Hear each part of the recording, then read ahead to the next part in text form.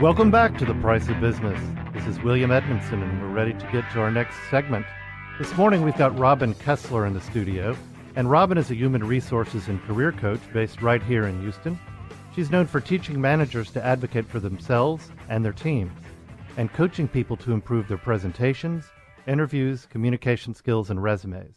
Now, Robin is also the author of books, Competency-Based Interviews, Competency-Based Performance Reviews, and Competency-Based Resumes.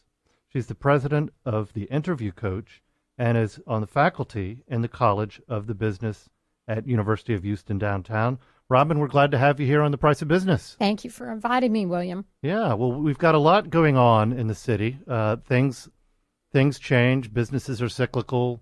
The energy segment, which is such a big part of Houston, is in one of those downward cycles. Talk to us a little bit about how people can use a company like you and some advice that you may give for folks in a time like this. Well, I'm a strong believer in people always advocating for themselves and advocating for their teams, no matter what is happening with the economy. And particularly in this kind of a downward cycle in the energy industry, I think people in the energy industry need to be particularly conscious of doing as good a job as they can do with their work and with the work with the company and with everything that they're doing. You've got to be thinking always about what is Plan B. The energy industry and almost every other industry are cyclical. And so people tend to forget when it's good, they think it's always going to be good. When it's bad, they think it's always going to be bad. Short memories we have. And exactly right. Exactly right. And some of us that have been around for a while have seen the energy industry go through cycles. Even when it's good, don't forget that it could turn the other way. And I think you should be thinking about what you're going to do in a downward cycle. Protect yourself. If you're managing a company, think about how you can mitigate the risk and buffer the downward times. Yeah, I know when I was in the hospitality industry for many, many years, we had to kind of plan that. You could see the smart managers were the ones who didn't way overbuild their team with way too many people in the good times, because you knew that there was going to be a bad time eventually, and that would just mean laying off more people. And I think respect plays a big part in that. I think every time that you're involved in layoffs, there's the potential to damage the brand and damage your company image. And so I think that you've got to be really, really conscious of treating everybody with as much respect as possible. And part of that means planning for those kinds of times ahead of time, just like you did. Yeah, it's important. And what people don't always think about is you get in the downward cycle and you let those people go. It's really, really important how you handle that. Would you agree with that?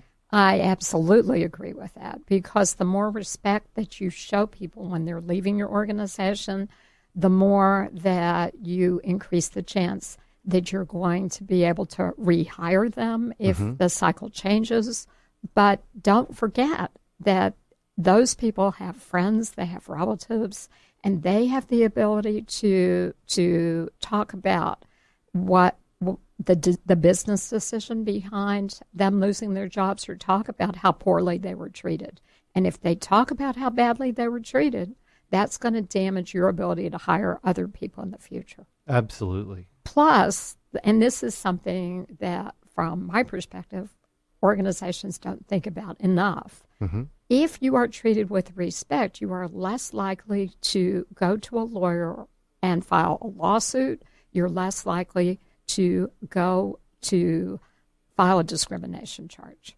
That's a good point, and I know a lot of people don't think about that. And there's another component that's kind of new to the scene, and that is all the social media. If somebody feels like they just got booted out the door and it wasn't handled well, that's going to be on the internet. There's a good chance of that.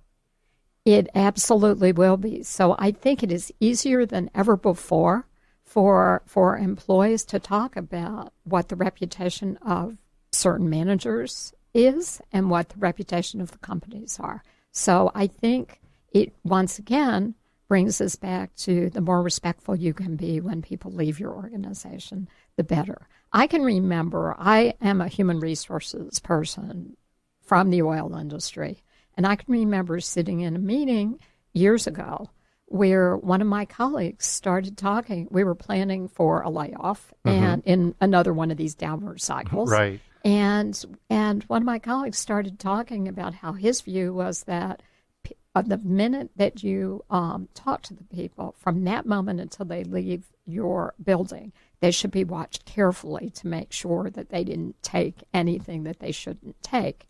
And I argued the other point, and thank goodness I was listened to, and the other point is clearly that you've trusted these people for years and years and years. Why do you all of a sudden not trust them?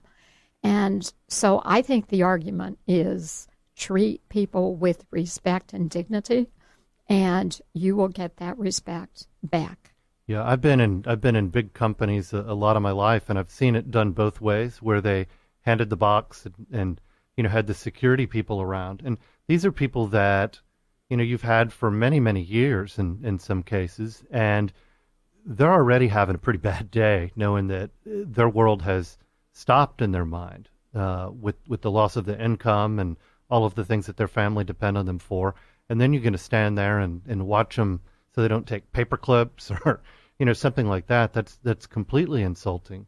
Whereas the company that does a good job are the ones that really have some empathy and do whatever they can to help these people land on their feet and move on, and treat them with the respect. It's so big.